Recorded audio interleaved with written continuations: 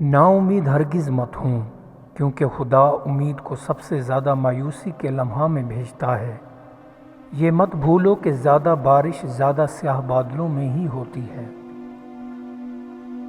میری جان میں علم کا ایک قطرہ ہے، اسے خواہشات اور مٹی والے جسم کی آلائشوں سے پاک کر دے۔ وہ قطرہ جو ہوا میں اڑ گیا یا بہہ گیا، تیری قدرت کے خزانے سے کب بھاگ سکتا ہے؟ یہ نفس ایک دوزخ کی مانند ہے، اژدہا کی مانند ہے کہ وہ دریاؤں سے بھی نہیں بھرتا۔ 7 سمندر پی لے پھر بھی اس کی سوزش کم نہ ہو۔ اس دوزخ میں پتھر اور سنگ دل انسان ذلیل ہو کر داخل ہوں گے۔ اے لڑکے، نہ قبولیت کو سوچ نہ رد کو، ہمیشہ امرا اور نہیں کو دیکھتا رہے۔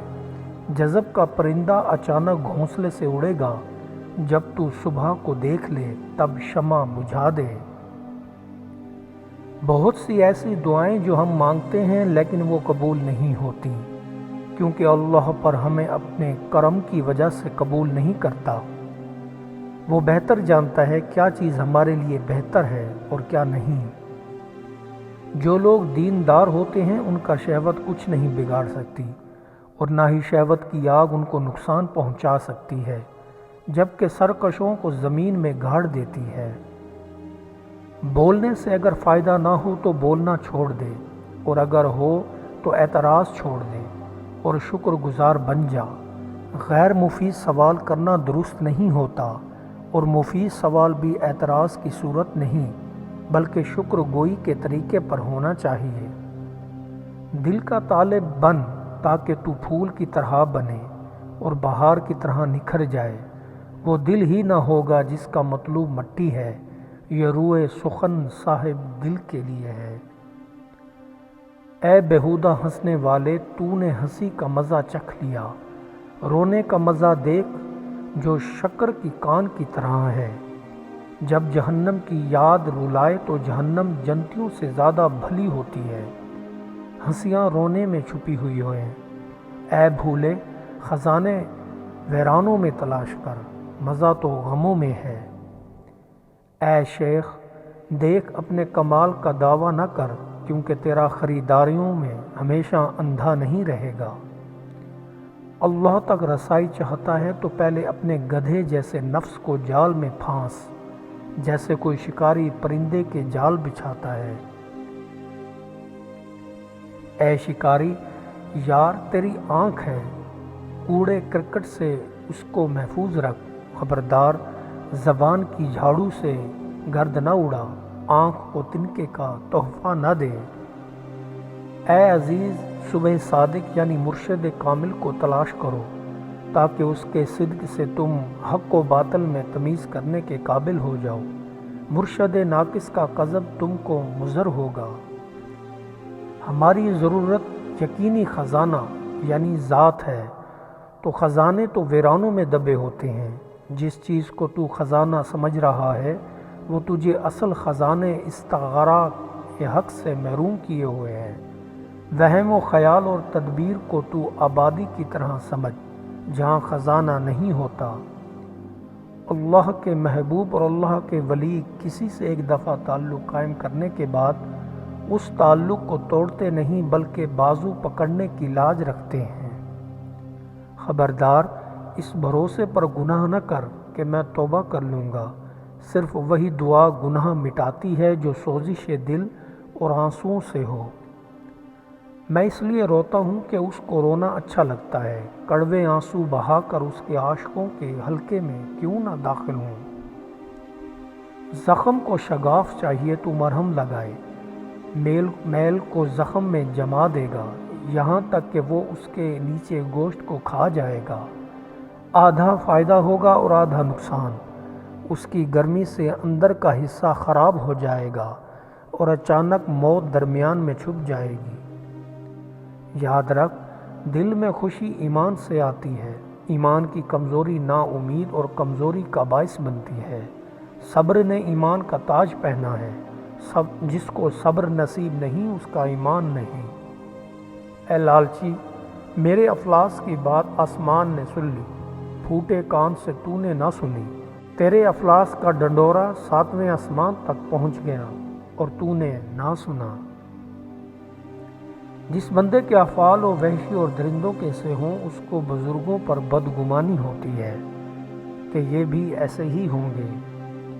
ایک ڈھول درخت پر لٹکا ہوا تھا، درخت کی شاخیں ہوا سے اس پر ضرب لگاتی، کسی لومڑی سے اسے ڈر کا اپنا چھوٹا شکار چھوڑ دیا۔ عوام بھی اسی لومڑی کی مانند دھوکہ کھا جاتے ہیں۔ اگر خوش رہنا چاہتے ہو تو پرندوں کی طرح جینا سیکھو۔ جب پرندے چہچہاتے ہیں تو ان کو یہ کوئی خوف نہیں ہوتا کہ کون ان کی چہچہاہٹ سے پریشان ہے اور کون غصہ ہوتا ہے۔ اگر تو 10 چراغ ایک جگہ لے لے تو ہر چراغ صورت میں جدا ہوگا، لیکن جب تو اپنا رخ ان کے نور کی طرف کرے گا تو وہ ایک ہی نظر آئے گا۔